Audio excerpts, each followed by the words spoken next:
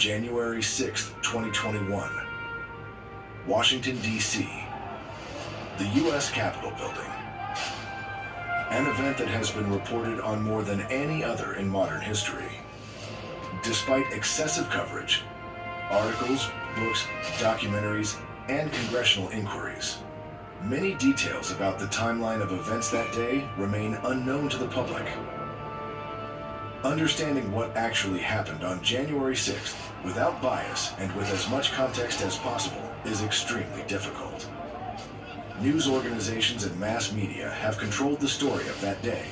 Big tech and social media companies have censored, shadow banned, and deplatformed eyewitness accounts, which further skews and misrepresents the truth from that day. Many of us still do not know the names of those who were killed at the Capitol and the causes of their deaths. This video seeks to create a thorough and truthful timeline of the events of January 6th, while shedding light on unheard stories, unseen footage, and new details. When facts are cherry-picked for the sake of political narratives, we the people suffer. Truth, not agenda, is the motivation for this timeline.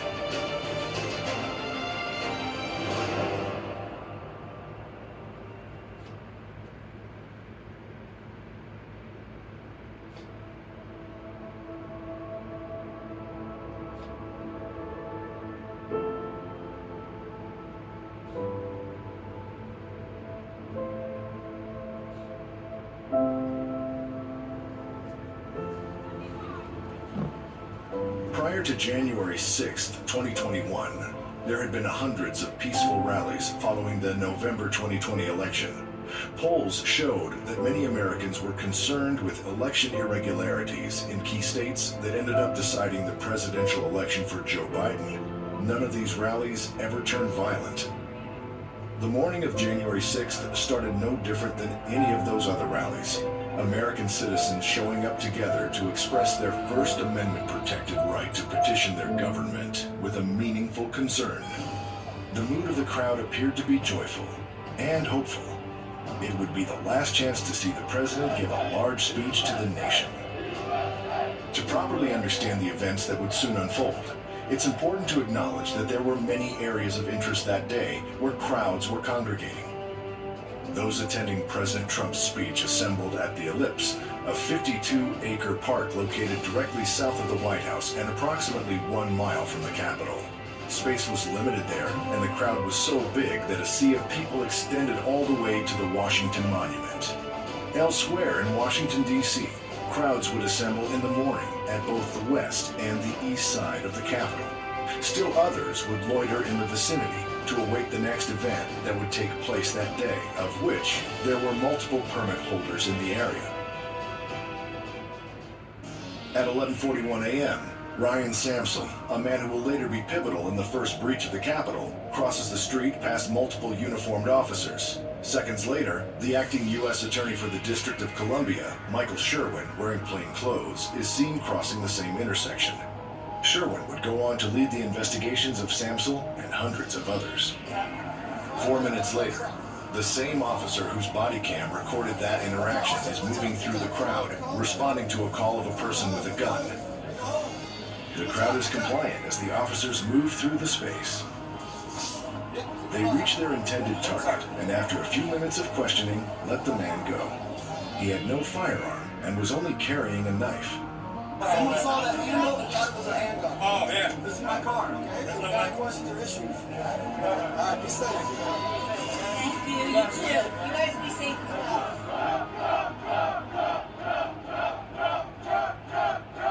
President Trump took the microphone at 12:01 p.m. Media will not show the magnitude of this crowd. Even when I turned on today, I looked and I saw thousands of people here, but you don't see hundreds of thousands of people behind you because they don't want to show that.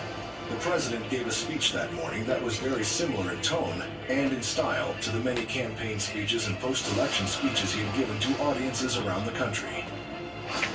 I'm listening to the speech in my ear, thanks to Scott.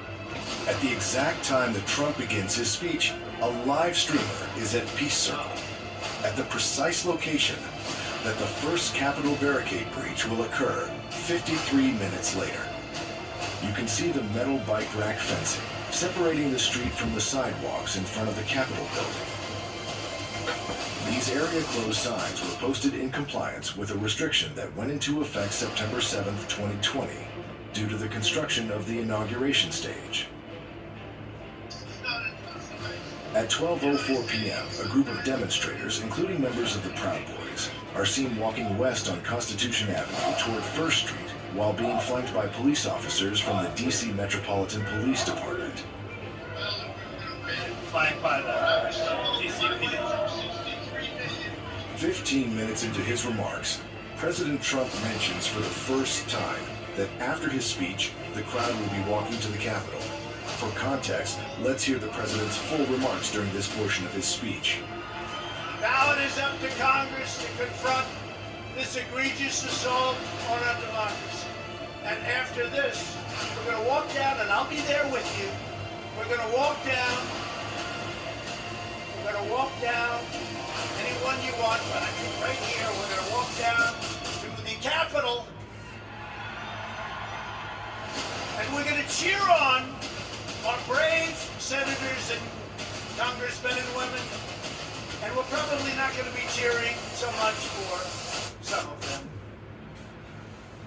Because you'll never take back our country with weakness. You have to show strength and you have to be strong. We have come to demand that Congress do the right thing and only count the electors who have been lawfully slated. Lawfully slated.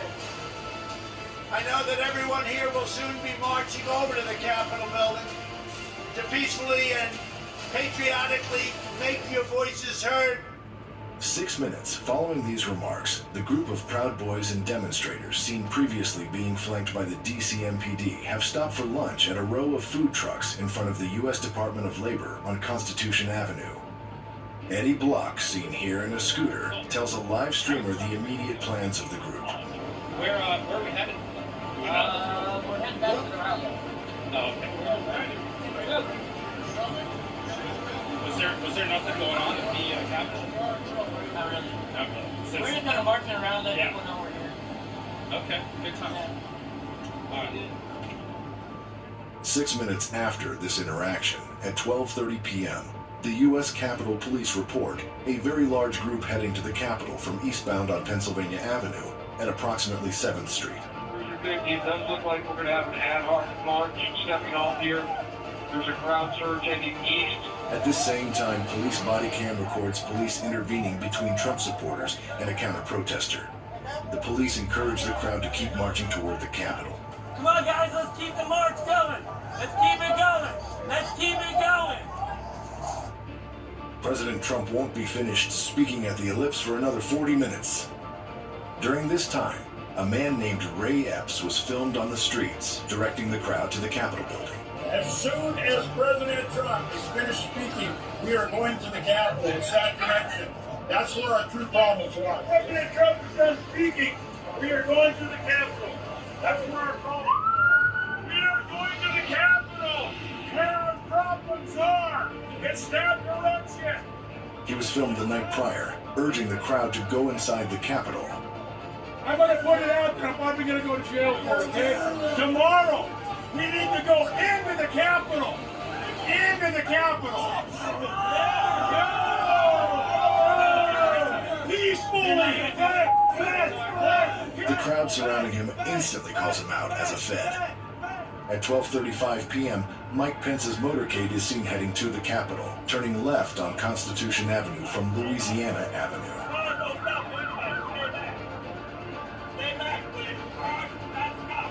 A minute later, at 12:36, Vice President Mike Pence arrives at the U.S. Capitol. The Vice President's motorcade has just arrived at the Capitol in advance of the joint session. The certification is to begin in 24 minutes at 1 p.m. Eastern. As Mike Pence arrives, a crowd is already assembled at the barricades in front of the East Plaza of the Capitol. At this exact moment, President Trump is mentioning Mike Pence's upcoming certification at his speech on the Ellipse, over a mile away. But now they see all this stuff. It's all come to light. It doesn't happen that fast. And they want to recertify their votes. They want to recertify. But the only way that can happen is if Mike Pence agrees to send it back. Mike Pence has to agree to send it back.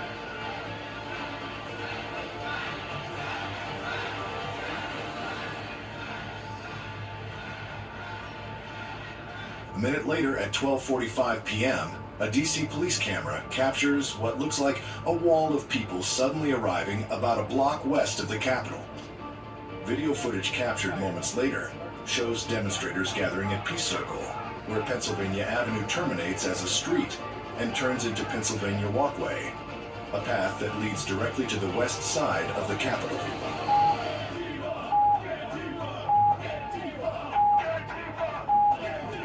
There are two sets of metal barricades here, behind which only 5 Capitol Police officers can be seen guarding this entrance, while every member of Congress convenes in the building behind them. Just south of this path, a man in a black ski mask removes a barrier and waves the crowd onto the west lawn of the Capitol, while members in the crowd shout at him. With this view, you can see the moment that the first set of bike racks come down and the crowd begins to quickly advance on the second set of gates.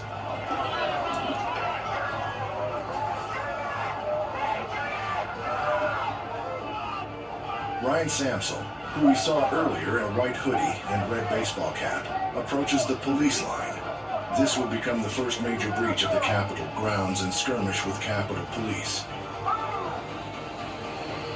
We will show this crucial interaction in its entirety and use multiple angles to see what happens at this all-important flashpoint.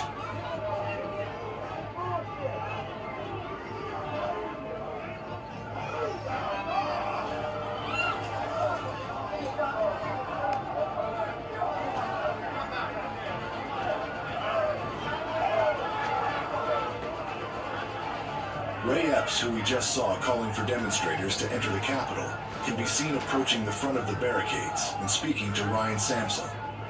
Moments later, the barricade is pushed directly into the police line.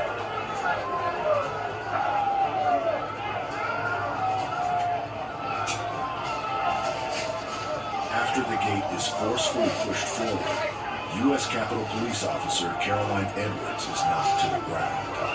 Ryan Samsel immediately runs to her aid to help her get back on her feet. The first violent skirmish of the day between demonstrators and police had begun.